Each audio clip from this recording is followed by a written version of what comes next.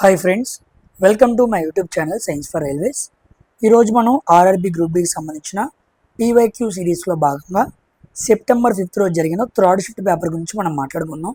So దీంట్లో కూడా చాలా ఇంపార్టెంట్ క్వశ్చన్స్ ఉన్నాయి. వాటన్నిటిని కూడా మనం క్వశ్చన్ బై క్వశ్చన్ సాల్వ్ చేసుకుంటూ మనం ముందుకు వెళ్దాం. సో ఎవరైనా కొత్తగా వచ్చిన వాళ్ళైతే ఛానల్ సబ్స్క్రైబ్ చేసుకోండి. డైలీ ఫాలో అయ్యే వాళ్ళైతే కంపల్సరీగా వీడియోని లైక్ చేసి అందరికీ షేర్ చేయడం మర్చిపోవద్దు. ఓకేనా? సో గ్రూప్ డికి జనరల్ అవేర్నెస్కి సంబంధించి ఒక అప్డేట్ తీసుకొస్తాను. సో దాన్ని ఈవినింగ్ కుదిరితే అప్లోడ్ చేస్తాను. దాంట్లో చూడండి, దాంట్లో క్వశ్చన్ అడుగుతాను నేను. సో అది మీకు నచ్చితే మీకు తగ్గట్టుగా నేను ప్లాన్ చేస్తాను. ఓకేనా? సో ఆ వీడియో చూడండి, మీకు క్లియర్గా అర్థమైంది. సో ఇక ఆలస్యం చేయకుండా మన వీడియోలోనికి వెళ్దాం. అందరూ కూడా వీడియోని లైక్ చేయడం మర్చిపోవద్దు. ఓకేనా? So let's get into our video. 5th September third shift. ఇదిగోండి, ఫస్ట్ క్వశ్చన్ సైన్స్ క్వశ్చన్ ఉంది. Corrosion is a type of. Corrosion అనేది ఏంటి అన్నాడు. డిస్ప్లేస్మెంటా, డబుల్ డిస్ప్లేస్మెంటా, ఆక్సిడేషనా? Yes, oxidation reaction. కరోజన్ అంటే తుప్పు అనమాట. సో తుప్పు పడటం అనేది అదొక ఆక్సిడేషన్ రియాక్షన్. వాతావరణంలో ఉండే ఐరన్ అలా పడేస్తే అది ఆక్సిజన్తో చర్య జరిపి హైడ్రేటెడ్ అయాన్ని ఫామ్ చేస్తుంది.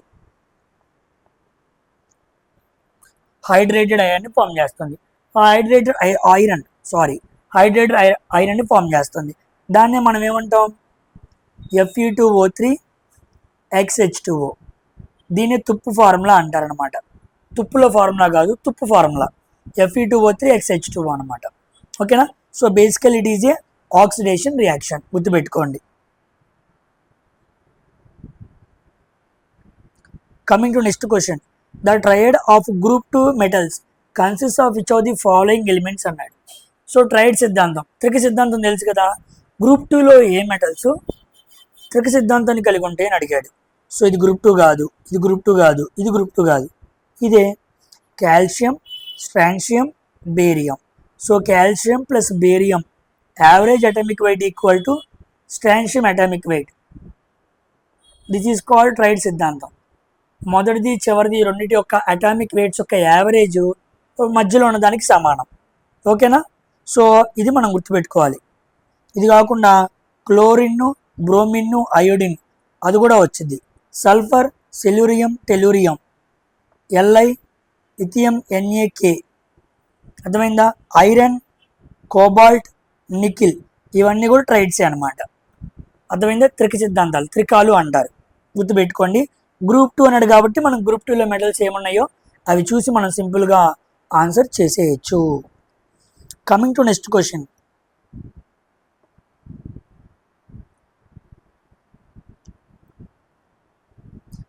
నెక్స్ట్ క్వశ్చన్ చూడండి. So the values of the potential difference across corresponding currents in the resistor are given in the following table. The resistor which obeys Ohm's law then values y, xy respectively అన్నారు. Ohm's law ప్రకారంగా ఒబేని చేస్తూ కింద V, I values ఇచ్చాడనమాట. Ohm's law అంటే V directly proportional to I, అంతే కదా. So V directly proportional to I, V equal to I into R. ఇప్పుడు ఈ ఆర్ అనే ఫ్యాక్టర్ గుండా మనం మొత్తం సాల్వ్ చేయాలి. చూడండి, ఇక్కడ కరెంట్ ఉంది, కింద కరెంట్ ఉంది, పైన వోల్టేజ్ ఉంది, అంతే కదా ఉంది. ఇప్పుడు మనం బై చేసుకుంటూ వెళ్దాం. 0.8 బై 0.2 ఎంత వచ్చింది? 4. సో వి బై ఐ చేస్తే ఎంత వచ్చింది? 4 వచ్చింది. 1.6 బై 0.4 ఎంత వచ్చింది? 4 వచ్చింది. ఇది రైటే. దీన్ని చూద్దాం. 3.2 బై 0.8 4 వచ్చింది. దీన్ని చూద్దాం. 5.6 బై 1.4 వచ్చింది. 14 4 ఇది 4. అంటే అంతా 4 ఫ్యాక్టర్తో నడుస్తుంది అనమాట. ఇప్పుడు అంటే 4 4 16, 2 4 8, 8 4 32, 10 4 40, 14 4 56, 16 4 64, 18 4 72, 24 80. మరి ఇక్కడ ఎంత ఉంటే 4.8 వచ్చింది? 1.2 ఉంటే వచ్చింది. బికాజ్ 12 4 ఎంత? 4.8 కదా. సో ఆన్సర్ 1.2 అవ్వాలి, అంతే కదా. XY అన్నాడు కాబట్టి ఇక్కడ చూడండి, ఇక్కడ ఏం తప్పించినట్టున్నాడు. ఇక్కడ ఎంత ఉండిద్ది? 0.6 ఇంటూ 4, 0.24 ఉండాలి. ఇక్కడ 0.24 ఉండాలి. 0.3 ఇచ్చాడేంటి? ఇది తప్పు. ఓకేనా, ఆప్షన్స్ ఏమో తప్పించాడేమో. సో y దగ్గర 1.2 వస్తే ఎక్స్ వాల్యూ ఎంత వచ్చిందంటే 2.4 వచ్చింది. ఎందుకంటే ఇది 0.6 కదా, 0.6 ఇంటూ 4 6 4 24 రావాలి. సో ఇది 2.4 1.2 ఇది అనమాట ఆన్సర్. ఏమైనా తప్పించుండొచ్చు, మీరు ఒకసారి అబ్జర్వ్ చేయండి. ఓకేనా, coming to next question. Which of the following statements is incorrect regarding the process of excretion in plants? అర్థమైందా? ప్లాంట్స్లో ఎక్స్క్రీషన్ అంటే ఏంటి? విసర్జనం అన్నమాట, వేస్ట్ మెటీరియల్ని బయటకు పంపించేయడం. దానికి సంబంధించి ఇన్కరెక్ట్ స్టేట్మెంట్ ఏది అన్నాడు. Waste products may be stored as a resins gums in old xylem, ఇది రైటే. మనకి చెట్ల నుంచి గమ్ములు కానీ రెజిన్స్ కానీ ఇవి వేస్ట్ మెటీరియల్గా బయటకు వస్తాయి. ఇవి ఓల్డ్ జైలం అనే టిష్యూ దగ్గర ఉంటాయి అన్నమాట. Next, waste product of photosynthesis is stored as starch అన్నాడు, ఇది తప్పు. మనం ఫోటోసింథసిస్ చేసినప్పుడు గ్లూకోజ్ బయటకు వచ్చింది, అది స్టార్చ్ రూపంలో స్టోర్ అయింది చూసారా, అది వేస్ట్ ప్రొడక్ట్ కాదు, it is the needed product. కాబట్టి చెట్లు ఆహారాన్ని తయారు చేసుకున్నప్పుడు గ్లూకోజ్ తయారవడం అనేది వేస్ట్ ప్రొడక్ట్ ఎలా అయింది? కాబట్టి second option is the wrong answer. ఇక మిగతా రెండు చూడాల్సిన పనే లేదు, కానీ చూద్దాం. Waste products are stored in the cellular vacuoles, రైటే. Waste products may be stored in the leaves that are leave off, ఆకులు రాలిపోతాయి. ఆకులు ఎప్పుడు రాలిపోతాయి? చెట్టుకి ఆకులు అవసరం లేదు అనుకున్నప్పుడు అవి రాలిపోతాయి. అవి కూడా ఒక రకమైన విసర్జన పదార్థాలే కదా, అంటే ప్లాంట్స్కి అవి నీడ్ లేదు కదా, అందుకే బయటకు వెళ్ళేస్తున్నాయి. నెక్స్ట్, వ్యాక్యూల్స్లో సెల్ లోపల ఉన్న వ్యాక్యూల్స్లో వేస్ట్ మెటీరియల్ అనేది స్టోర్ అవుతూ ఉండిద్ది. కాబట్టి 1, 3, 4 రైటే, 2 ఆప్షన్ రాంగ్. ఫోటోసింథసిస్ అనేది స్టార్చ్లా స్టోర్ అవటం అనేది వేస్ట్ కాదు, it is the needed product produced by the plants. ఓకేనా, మంచి question. Next, which of the following devices not use an electric motor? Electric మోటార్ని వాడని డివైజెస్ ఏంటి అన్నారు. ఫ్యాన్లో వాడతారు, మిక్సర్లో వాడతారు, కంప్యూటర్లో వాడతారు, ఇంకెక్కడ వాడరు? గ్యాల్వానోమీటర్. సో స్మాల్ అమౌంట్స్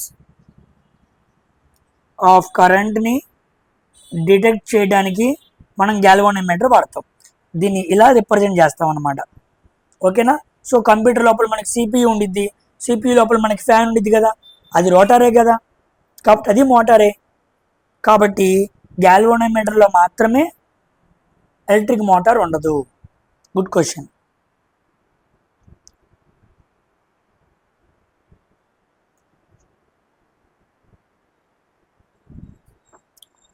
చూడండి, 3 wires ABC of same length same thickness, ఈ 2 పదాలు పట్టుకోండి.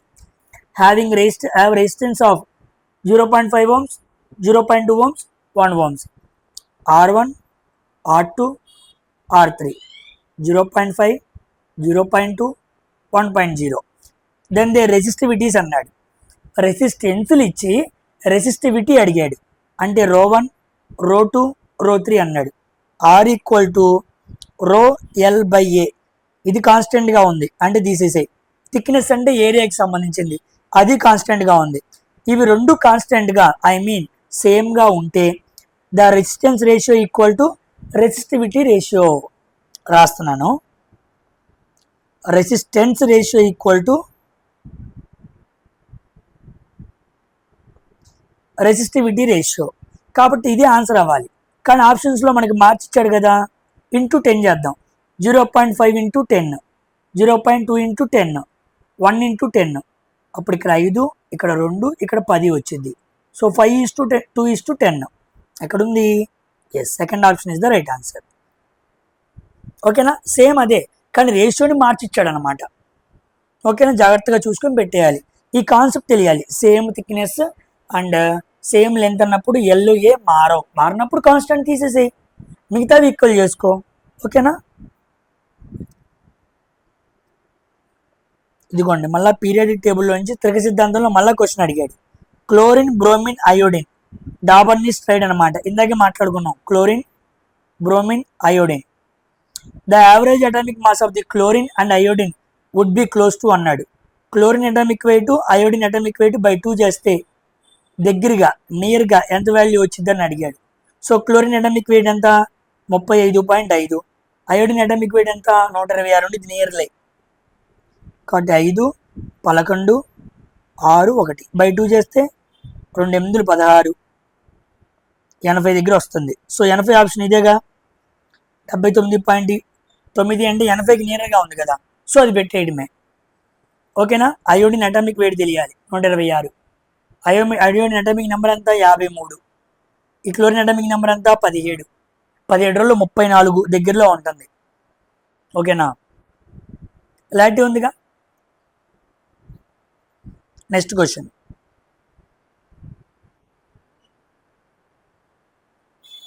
Consider the following statements about magnetic field of a bar magnet. Okay, it has magnitude and direction. Right. Magnetic ఫీల్డ్కి ఏముంది, మ్యాగ్నిట్యూడ్ ఉంది, అంటే దానికంటే ఒక స్పెసిఫిక్ వాల్యూ ఉంది, at the same time direction కూడా ఉందన్నమాట. సో రెండు ఉన్నాయి కాబట్టి రైటే. Magnetic field lines are closed curves, ఇది రైటే. అవి ఎప్పుడు క్లోజ్ అయి ఉంటాయి, అవన్నీ ఓపెన్ కర్వ్స్ కాదు, they are closed continuous non intersecting curves, అది మనం మాట్లాడుకున్నాం కదా. So both A and B are right. ఓకేనా. Coming to compound X is used in a glass and soap industry. X అనే కాంపౌండ్ని గ్లాస్ అండ్ సోప్ ఇండస్ట్రీలో వాడారంట. 10 molecules of water crystallization are present in this compound. Okay, ఆ కాంపౌండ్లో 10 water molecules ఉంటాయంట. Okay, the pH of the solution is higher than 7 అంట. Okay, సోపు glass ఇండస్ట్రీలో వాడే ఒక కాంపౌండ్ ఎక్స్ అని చెప్పాడు. ఆ ఎక్స్కి వాటర్ మాలిక్యూల్స్ 10 ఉంటాయని చెప్పాడు. దాని పిహెచ్ వాల్యూ 7 కన్నా ఎక్కువ ఉండిద్ది అని చెప్పాడు. అదేంటి అన్నాడు. ఇంకేముంది, washing soda. Washing soda formula ఏంటి, Na2CO3 10H2O. వాడేమన్నాడు, 10 వాటర్ మాలిక్యూల్స్ ఉంటాయి అన్నాడు. రైటే. దీని పిహెచ్ వాల్యూ ఎలా ఉండిద్ది, గ్రేటర్ దెన్ 7 ఉండిద్ది. రైటే.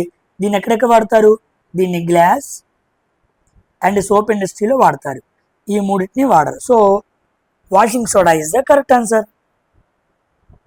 ఓకేనా. వాడు చెప్పిన కండిషన్స్ చదువుకొని ఏ కాంపౌండ్ అయిద్దా నువ్వు గమనించగలగాలి.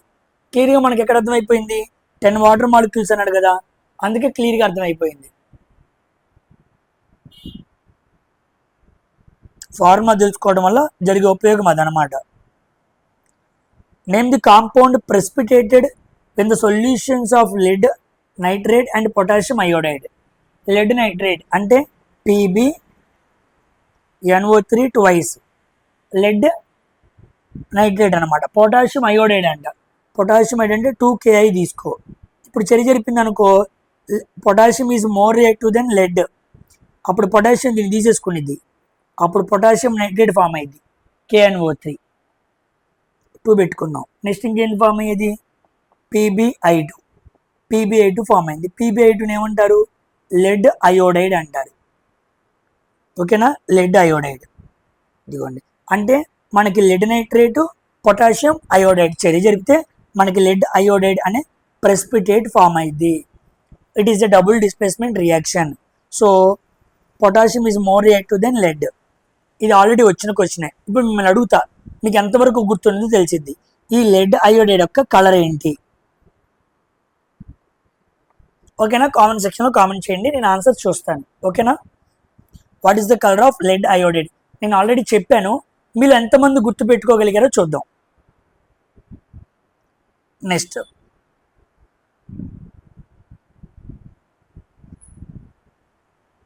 ఏ healthy adult kidneys produce 180 litre of filtrate per day. ఒక మంచి వయసు కలిగిన అడల్ట్ అంటే మంచి వయసు అనమాట, ఆ గుడ్ ఏజ్లో ఉన్న హెల్దీ కిడ్నీ 180 లీటర్లు రోజుకి ఫిల్ట్రేట్ చేసిద్ది అనమాట. Okay, but the person excretes only 1 litre and 1.5 litre of urine.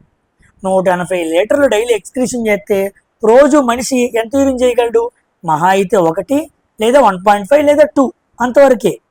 అదేంటి 180 లీటర్లు ఫిల్టరేట్ చేస్తే ఎక్స్క్రీషన్ ఏంటి చాలా తక్కువ ఉంది? ఆన్సర్ ఏంటి అంటే amount of excess water, amount of dissolved waste to be discharged అనమాట. అంటే అర్థం ఏంటి అంటే ఎక్కువ వాటర్ ఫిల్టర్ అవుతున్నా సరే మన బాడీ లోపల వాటర్ బ్యాలెన్స్ కావాలి. కాబట్టి 180 లీటర్స్ ఫిల్టర్ చేయబడిన తర్వాత ఆ ఫిల్టర్ వాటర్ మళ్ళీ మన బాడీ ఉపయోగించుకుంటుంది, రీఅబ్జర్వ్ చేసుకుంటుంది, అలా బయటికి పంపించట్లేదు అనమాట. ఎందుకు? మన బాడీ వాటర్ బ్యాలెన్స్ చేసుకోవాలి, లేకపోతే మన బాడీలో వాటర్ శాతం తగ్గి మనకి ప్రమాదం వచ్చే అవకాశం ఉంది. అందుకే ఎక్కువ వాటర్ బయటికి వెళ్ళనివ్వకుండా రీఅబ్జర్వ్ చేసుకొని వాడుకుంటూ ఉందన్నమాట. సో ఎంత బయటికి పంపించాలో అంతే పంపిస్తుంది. ఎందుకు పంపిస్తుంది? వాటర్ బ్యాలెన్స్ చేసుకుంది, మిగిలిపోయిన వాటర్ ఉండేది కదా, దాన్ని బయటికి పంపిస్తుంది అనమాట. Next, amount of dissolved waste to be discharged. మన బాడీలో నైట్రోజనస్ వేస్ట్ అంటే యూరిక్ యాసిడ్, యూరియా, అమోనియా లాంటి వేస్ట్ ఉంటాయి కదా, ఈ వేస్ట్ బయటికి వెళ్ళాలి అన్నా లేదా రీఅబ్జార్ప్షన్ జరిగి వాటి నుంచి మూలకాలన్నీ బాగా శోషించాలి అన్నా వాటర్ బాగా కావాలి. కాబట్టి వాటర్ బాగా శోషించుకొని వాటి లోపల ఉన్న మంచి అన్ని తీసేసుకొని చివరికి వేస్ట్ బయటికి పంపించేస్తుంది. కాబట్టి ఎక్కువగా రీఅబ్జార్ప్షన్ జరగటం వల్ల amount of dissolved waste to be discharged, ఎంత వేస్ట్ బయటికి వెళ్ళాలో అంత వేస్ట్ని బయటికి వెళ్ళనివ్వకుండా దాంట్లో నుంచి ప్రతి మూలకాన్ని రీఅబ్జార్బ్ చేసుకొని పూర్తిగా పిప్పి వేస్ట్ మెటీరియల్ని బయటికి పంపించేస్తుంది. అలా పంపించడం వల్ల వాటర్ అనేది మన బాడీలో నుంచి తక్కువ బయటకు వస్తుంది. ఎక్కువ వాటర్ మన బాడీలో నుంచి వెళ్ళకూడదు. అలా వస్తే మనకి అతిమూత్ర వ్యాధి ఉన్నట్టు అర్థం. దానికి కారణం వ్యాసోప్రెసిన్ అనే హార్మోన్ లోపం వల్ల మనకి అతిమూత్ర వ్యాధి వచ్చింది. అలా జరగకూడదు. కాబట్టి ఎంత వాటర్ రీఅబ్జర్వ్ చేసుకున్న తర్వాత మిగిలిపోతుందో బ్యాలెన్సింగ్ తర్వాత దాన్నే బయటికి పంపిస్తుంది. So second option is the right answer. అమ్మాయ, ఎంత కాన్సెప్చువల్ క్వశ్చన్ అడుగుతున్నాడు చూడండి. Next, which of the following phenomena can explain visibility of sun 2 minutes prior to actual sunrise? So actual sunrise కన్నా apparent sunrise మనకు 2 నిమిషాలు ముందే కనపడుతుంది. కారణం ఏంటి?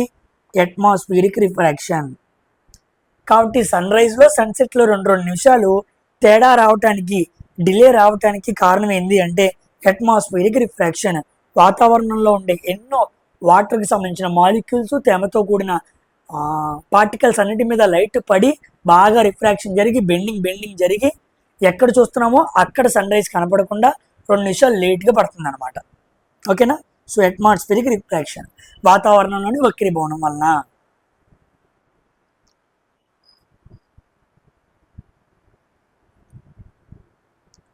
Which of the following statements is incorrect with regard to forest అన్నాడు. ఫారెస్ట్కి సంబంధించి ఇన్కరెక్ట్ స్టేట్మెంట్ అని అన్నాడు. చూద్దాం. They provide variety of products. Yes, అడవుల్లో నుంచి మనకి వెరైటీ ఆఫ్ ప్రొడక్ట్స్ వస్తాయి. They do not conserve survival. ఇది తప్పు. కన్జర్వ్ సాయిల్ ఏంటి? అడవులు నేలల్ని సంరక్షిస్తాయి. అడవులు మొత్తం కొట్టేసామనుకోండి, నేలల్ని ఎలా పడితే అలా వాడుకోవచ్చు. అడవులు ఉన్నంతకాలం నేలల్లోనికి సారం బాగా వెళ్ళిద్ది, అవి సంరక్షింపబడుతూ ఉంటాయి. కానీ వాడేమన్నాడు? They do not conserve soil అన్నాడు. తప్పదే. They conserve water. ఎస్, అవి అడవులు వాటర్ని సంరక్షిస్తూ ఉంటాయి. They sustain huge diversity of flora and fauna. ఎన్నో రకాల జీవులకి, ఎన్నో రకాల చెట్లకి, మొక్కలకి అన్నిటికీ కూడా నివాసంగా ఒక మంచి హ్యాబిచువల్ ప్లేస్గా ఫారెస్ట్ అనేది ఉండిద్ది. So second option is the right answer. Actually forest conserves soil, అది నేలని సంరక్షించిద్ది, వాడు సంరక్షించదు అన్నాడు. That is incorrect. ఓకేనా? ఎన్విరాన్మెంట్ బేస్డ్ క్వశ్చన్ అనమాట. ఈ క్వశ్చన్ చూడండి. ఫీమేల్ రీప్రొడక్టివ్ పార్ట్ ఇచ్చాడు. ఫీమేల్ రీప్రొడక్టివ్ పార్ట్ ఇచ్చి భాగాలు ఏంటి అన్నాడు. సో ఈ మొత్తాన్ని మనం ఏమంటాం? పిస్టిల్ లేదా కార్పెల్ అంటాం. పిస్టిల్ లేదా కార్పెల్ అంటాం. ఓకేనా? మొత్తం అన్నమాట. దీని female reproductive part in flower. ఫ్లవర్లో స్త్రీ లైంగిక భాగం అన్నమాట ఫీమేల్ రీప్రొడక్టివ్ పార్ట్. ఏమంటారంటే స్టిగ్మా అంటారు. It is a sticky part. అంటే పువ్వులోని మేల్ రీప్రొడక్టివ్ పార్ట్ నుంచి వచ్చే పోలన్ గ్రెయిన్స్, పరాగ రేణువులు ఇక్కడ వచ్చి అతుక్కోవాలి, అప్పుడే ఫలదీకరణం జరిగింది. అలా అతుక్కోవాలి అంటే అది అతుక్కునే భాగమై ఉండాలి. అందుకే స్టిగ్మా పార్ట్ స్టిక్కీ పార్ట్ అంటారు. నెక్స్ట్ దీన్ని స్టైల్ అంటారు, బారుగా ఉండిద్ది. తర్వాత దీన్ని ఓవరీ అంటారు. ఓవరీ లోపల ఓవ్యూల్స్ ఉంటాయి. ఫ్లవర్ ఎప్పుడైతే ఫ్రూట్గా మారిద్దో ఓవరీ ఫ్రూట్గా మారిద్ది, ఓవ్యూల్స్ సీడ్స్గా మారుతాయి. సో ఎక్కడుంది ఆప్షను?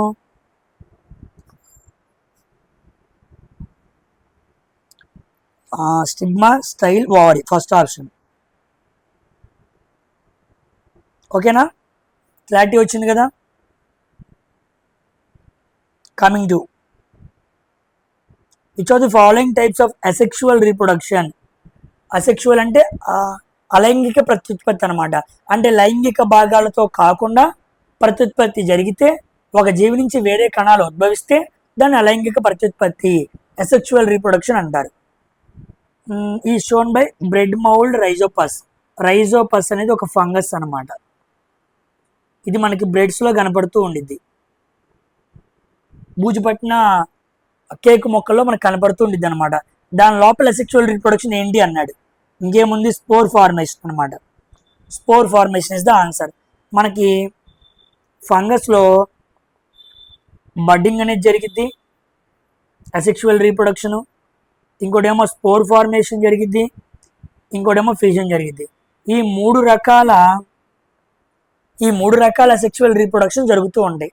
రకరకాలు వేరుగా ఉంటాయి అన్నమాట. ఫంగస్ అంటే ఒక జీవే కాదుగా, అది పెద్ద కింగ్డమ్. దాంట్లో రకరకాల జీవులు ఉంటాయి. కాబట్టి ఒక్కో జీవిలో ఒక్కో రకమైన సెక్షువల్ రీప్రొడక్షన్ జరిగిద్ది. కానీ మూడు మాత్రం ఫంగస్ అనే కింగ్డంలో కనబడతాయి. గుర్తుపెట్టుకోండి, వెరీ ఇంపార్టెంట్. బడ్డింగ్ దీంట్లో జరిగిద్ది, ఈస్ట్లో జరిగిద్ది, వెరీ ఇంపార్టెంట్. ఓకేనా? అది మనకి ఆల్కహాల్ ఫెర్మెంట్ అవ్వాలంటే ఈస్ట్ కావాలి. ఓకేనా? అట్టుపిండి పులియాలి అంటే ఈస్ట్ కావాలి. ఫెర్మెంటేషన్ మాట్లాడుకున్నాం కానీ అనబిక్ రెస్పిరేషన్. ఈస్ట్లోనే మనకి ఇథైల్ ఆల్కహాల్ ఫార్మ్ అయింది. ఇథైల్ ఆల్కహాల్తోనే మనం ఆల్కహాల్ తయారు చేస్తాం. Already discussed in respiratory system, దాంట్లో మాట్లాడుకున్నాం క్వశ్చన్స్లో. ఎవరైనా చూడని వాళ్ళు ఉంటే ప్రీవియస్ పేపర్ చూడండి. దాంట్లో క్లియర్గా ప్రతి క్వశ్చన్ని ఎంతో సబ్జెక్ట్తో క్లియర్గా ఎక్స్ప్లెయిన్ చేయడం జరిగింది. ఓకేనా? The SI unit of focal length. SI unit of focal length ఇప్పుడు దేంట్లో ఉండాలి? మీటర్లో ఉండాలి. ఓకేనా? మనం మాట్లాడుకుంటాం కదా, power equal to 1/f, f should be metres. అందుకే ఏం చేస్తున్నాం? ఇంటూ 100తో మల్టిప్లై చేస్తున్నాం. ఓకేనా? మీటర్స్లో ఉండాలి.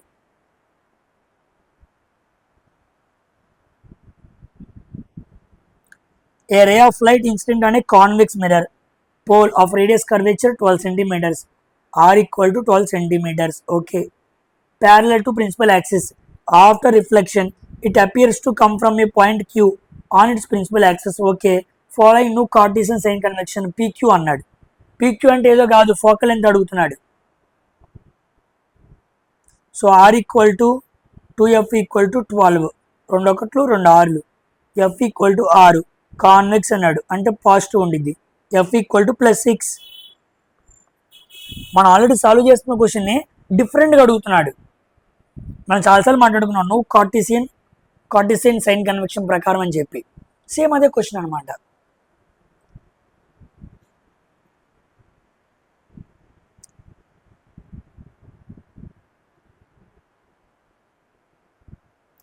How many oxygen atoms are present in 1 molecule of ozone? Ozone formula ఏంటి? O3. సో O3లో ఎన్ని ఆక్సిజన్ ఐటమ్స్ ఉన్నాయి అన్నాడు. మొత్తం 3 ఉన్నాయి. ఓకేనా? సో 1 మాలిక్యూల్ ఆఫ్ ఓజోన్ అంటే O3, అంటే ఆక్సిజన్ మొత్తం 3 ఉన్నాయి అనమాట. Which of the following cellular components are known as the protein factories? Okay, protein factories అంటే ఏంటి అన్నాడు. వీటిని రైబోజోమ్స్ని ప్రోటీన్ ఫ్యాక్టరీస్ అంటారు. క్లోరోప్లాస్ట్ని ఏమంటారు? Kitchen house of the cell అంటారు.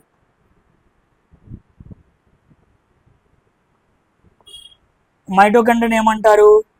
Power house of the cell అంటారు. గాల్గి బాడీస్ని ఏమంటారు? Post office of the cell అంటారు. మనకి ఇప్పుడు ప్రోటీన్ ఫ్యాక్టరీస్ అన్నాడు కాబట్టి ఆన్సర్ ఏమవ్వాలి? Ribosomes is the answer. ఓకేనా? ఈ నిక్ నేమ్స్ అన్ని మీకు తెలియాలి. Chloroplast, mitochondria, Golgi bodies. ఓకేనా? ఇవన్నీ గుర్తుపెట్టుకోండి. The earth crust has only dash carbon in the form of minerals. Earth crust లోపల చాలా రకాల మినరల్స్ ఉంటాయి అన్నమాట. క్రస్ట్, మ్యాంటిల్, కోరు. క్రస్ట్, మ్యాంటిల్, కోరు ఇలా మనం డివైడ్ చేసుకుంటాం అన్నమాట. అంటే భూమి కింద కిందకి వెళ్తున్నప్పుడు వచ్చే లేయర్స్ అనమాట. దీంట్లో ఈ క్రస్ట్లోనే చాలా రకాల మినరల్స్ మనకి దొరుకుతూ ఉంటాయి. అయితే కార్బన్కి సంబంధించిన మినరల్స్ ఎంత పర్సంటేజ్ ఉంటాయి అన్నాడు. 0.02% గుర్తుపెట్టుకోండి. కార్బన్కి సంబంధించిన మినరల్స్ ఎర్త్ క్రస్ట్లో చాలా తక్కువ ఉంటాయి.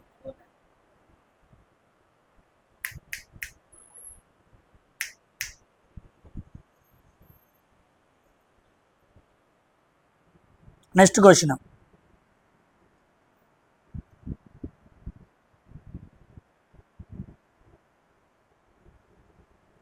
టిక్ చేసిన answer is 0.02%.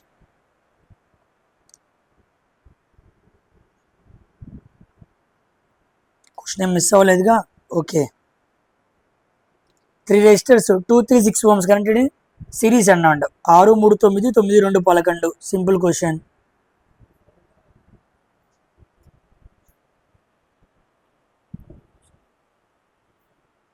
Which of the following is not a use of baking soda అన్నాడు. బేకింగ్ సోడా యూజ్ ఏంటి అన్నాడు, యూజ్ కానిది ఏంటి అన్నాడు. సో బేకింగ్ సోడా యూజ్ కానిది ఏంటి? ఇన్ సోడా యాసిడ్ ఫైర్ ఎక్స్టింగ్విషన్స్లో బేకింగ్ సోడా వాడతారు. And ingredient and anti acids దాంట్లోనూ వాడతారు. బేకింగ్ సోడాని to make drinking water free from germs దీంట్లో వాడరు. వాటర్లో ఉన్న వేస్ట్ మెటీరియల్ పోగొట్టాలంటే మనం వాడేది ఏంటి? Bleaching powder. కానీ అక్కడ బేకింగ్ సోడాని వాడరు. సో నాట్ అన్నాడు కాబట్టి ఇదే ఆన్సర్ అనమాట. To make drinking water free from germs అనేది తప్పు అనమాట. దానికి వాటర్ అది. ఓకేనా? సో ఓన్లీ 1 ఎక్కడ ఉంది? Yes, third option. ఈ క్వశ్చన్ చూడండి. ఇంత హై లెవెల్లో క్వశ్చన్స్ అడగడా అని అడుగుతున్న వాళ్ళకి ఇదే ఒక ఎగ్జాంపుల్ అనమాట. The total number of isomers of butane and pentane respectively అన్నాడు. తెలుసా ఈ క్వశ్చన్? ఆర్గానిక్ కెమిస్ట్రీల నుంచి ఏ లెవెల్లో అడిగాడో తెలుసా క్వశ్చన్? అడుగుతాడా, ఇంత లెవెల్ వెళ్తాడా, ఇంత వెళ్ళలే అని మనల్ని మనం రాజీ పడుతున్నాం కదా ఎక్కువ ప్రిపేర్ అవ్వకుండా. అలాంటి వాళ్ళు ఇలాంటి క్వశ్చన్ చూసినప్పుడు దే నీడ్ టు రిమెంబర్ మనం ఎక్కడో తప్పు చేస్తున్నాం, డెప్త్ వెళ్తాడని వాళ్ళకి అర్థం అవ్వాలన్నమాట. ఆ క్వశ్చన్ చూడండి ఎలా ఉందో. అసలు ఐసోమర్స్ అంటే ఏంటి? ఐసోమర్స్ అంటే సేమ్ కెమికల్ ఫార్ములా ఉండి డిఫరెంట్ స్ట్రక్చరల్ ఫార్ములా. అంటే సేమ్ కెమికల్ ఫార్ములా ఉండిద్ది కానీ డిఫరెంట్ స్ట్రక్చరల్ ఫార్ములా ఉండిద్ది. బ్యూటేన్ అంటే బ్యూ అంటే ఏంటి? Meat eth prop బ్యూట్. బ్యూట్ అంటే C4 అనమాట. సో 4 రోళ్ళు 8 + 2 10. ఆల్కెన్ ఫార్ములా తెలుసు కదా, CnH2n+2. దాని ప్రకారం రాస్తున్నా. పెంటేన్ అంటే 5 రోళ్ళు 10 + 2. అంటే ఇప్పుడు పెంటేన్ అంటే ఫార్ములా ఇదనమాట. కానీ ఇది పెంటేనే, ఇది పెంటేనే, ఇది పెంటేనే. ఇదేమో సేమ్ ఫార్ములా కానీ స్ట్రక్చర్ చూస్తే ఇదొక స్ట్రక్చరు, ఇదొక స్ట్రక్చరు, ఇదొక స్ట్రక్చర్. చూసారా? అంటే same chemical formula but different structural ఫార్ములాలో పెంటేన్ మనకి అవైలబుల్గా ఉంది. దీన్ని ఎన్ పెంటేన్ అంటారు, దీన్ని ఐసోపెంటేన్ అంటారు, దీన్ని నియోపెంటేన్ అంటారు. అలాగే ఎన్ పెంటేన్, ఐసోపెంటేన్, నియోపెంటేన్ ఇలా 3 రకాలు ఉంటాయి. ఎన్ పెంటేన్, ఐసోపెంటేన్, నియోపెంటేన్. ఫార్ములా ఒకటే, స్ట్రక్చర్లు ఎన్ని ఉన్నాయి? 3 ఉన్నాయి. కాబట్టి పెంటేన్ అడిగాడు కాబట్టి ఆన్సర్ ఏంది? ఇదిగోండి 2,3 అనమాట. సో 3 ఏమో పెంటేన్కి, బ్యూటేన్ ఏమో 2 రకాలుగా ఉండింది. సో 2,3. బ్యూటేన్కి 2 స్ట్రక్చరల్ ఫార్ములాలు ఉన్నాయి, పెంటేన్కి 3 స్ట్రక్చరల్ ఫార్ములాలు ఉన్నాయి. నేను మీకు స్క్రీన్ మీద చూపిస్తుంది పెంటేన్ అనమాట. సో పెంటేన్కి ఉన్న 3 స్ట్రక్చరల్ ఫార్ములాస్ నేను క్లియర్గా మీకు చూపిస్తున్నాను ఐడియా కోసం అనమాట. ఓకేనా?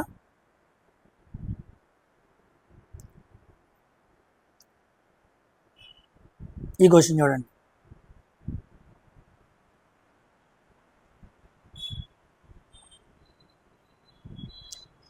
A ray of light undergoes refraction through a triangular prism, glass prism. Which of the following statements are always correct అన్నాడు. చూద్దాం. Angle of incidence is the angle between incident ray and normal at the point of incidence అన్నాడు. Angle of incidence అంటే అర్థం ఏంటి అంటే angle between incident and normal అన్నాడు. ఇదిగోండి normal, ఇదిగోండి ఇన్సిడెంట్ రే. ఇది నార్మల్, ఇది ఇన్సిడెంట్ రే. దీన్ని ఏమంటారు? యాంగిల్ ఆఫ్ ఇన్సిడెన్స్ అంటారు. ఓకేనా? రైటే. రెండోది, angle of incidence equal to angle of emergence అన్నాడు. ఇదిగోండి, ఇది యాంగిల్ ఆఫ్ ఇన్సిడెన్స్. ఇక్కడ ఉంది చూసారా, దీన్ని యాంగిల్ ఆఫ్ ఎమర్జెన్స్ అంటారు. Angle of incident is not equal to angle of emergence, కాబట్టి ఇది రాంగ్. రిఫ్రాక్షన్ జరిగినప్పుడు ఎంత ఇన్సిడెంట్ అయిందో అంతే యాంగిల్తో ఎమర్జెంట్ అవ్వదు. అర్థమైందా? వీడు ఎప్పుడు అడిగాడు మనకి? ఆల్వేస్ అన్నాడు. అప్పుడప్పుడు angle of incidence equal to angle of emergent అయింది, కానీ ఆల్వేస్ అవ్వదు. నా పాయింట్ మీకు అర్థమైందా? కాబట్టి యాంగిల్ ఆఫ్ ఇన్సిడెంట్ అంటే ఇది, యాంగిల్ ఆఫ్ ఎమర్జెంట్ అంటే ఇది. అంటే ఎమర్జెంట్ రేకి నార్మల్కి మధ్యలో ఉన్న యాంగిల్ని యాంగిల్ ఆఫ్ ఎమర్జెన్స్ అంటారు. ఇది ఇది ఈక్వల్గా ఎప్పుడూ ఉండదు, అది పాయింట్ గుర్తుపెట్టుకోండి. Next, angle of deviation is the angle between the incident ray and emergent ray. ఇదిగోండి, ఇదేమో ఇన్సిడెంట్ రే, ఇదే కదా, ఇదేమో ఎమర్జెంట్ రే. ఈ రెండింటికి మధ్య యాంగిల్ ఏమంటాం? యాంగిల్ ఆఫ్ డీవియేషన్ అంటారు. వాడు అదే అన్నాడుగా, angle of deviation is angle between incident and emergent అన్నాడు. ఇదిగోండి ఇన్సిడెంట్, ఇదిగోండి ఎమర్జెంట్, ఈ రెండింటి మధ్య ఉన్నది ఏంటి? Angle of deviation. సో ఇది రైటే. So both A and C right. చూసారా స్టేట్మెంట్ ఆధారంగా ఎలా అడిగాడు? ఇలాంటివి నేను పిక్చర్ చూపించకుండా ఓవరాల్గా నేను ఎంత చెప్పినా మీకు అర్థం కాదు. మీకు అర్థం అవ్వాలని సరైన పిక్చర్స్ని వెతికి వాటిని క్లియర్గా మీకు చూపిస్తూ ఇలాంటి హై లెవెల్ కాన్సెప్ట్స్ని మీకు ఈజీగా అర్థమయ్యేలాగా నేను కష్టపడి చెబుతున్నాను. సో ప్లీజ్ అందరూ కూడా లైక్ చేయండి, ఎక్కువ మందికి వీడియో షేర్ చేయడం మర్చిపోవద్దు. ఓకేనా? Next question. సో అయిపోయింది. ఓకేనా? దీంతో క్వశ్చన్స్ కంప్లీట్ అయినాయి. So 5th September third shift కూడా చక్కగా కంప్లీట్ అయిపోయింది. నెక్స్ట్ 6th సెప్టెంబర్ స్టార్ట్ చేస్తాను. ఓకేనా? ఇక్కడ నుంచి ఫాస్ట్గా అప్లోడ్ చేస్తాను. కాస్త ఎన్టీపీసీ ఎగ్జామ్ అయిపోతే నేను ఇంకా ఫ్రీ అవుతాను. దాని తర్వాత మీకు మెల్లిమెల్లిగా అప్లోడ్ చేస్తూ ఉంటాను. సో మంచి క్వశ్చన్స్ ఉన్నాయి. తెలిసిన కాన్సెప్ట్ అయితే బాగా ఫాస్ట్గా స్కిప్ చేసుకోండి, తెలియని కాన్సెప్ట్ అయితే నేర్చుకుంటూ ముందుకు వెళ్ళండి. అందరూ వీడియోని లైక్ చేయడం మర్చిపోవద్దు, షేర్ చేయడం ఇంకా మర్చిపోవద్దు. Thank you very much for watching science for railways. మరొక వీడియోతో కలుద్దాం. బాయ్.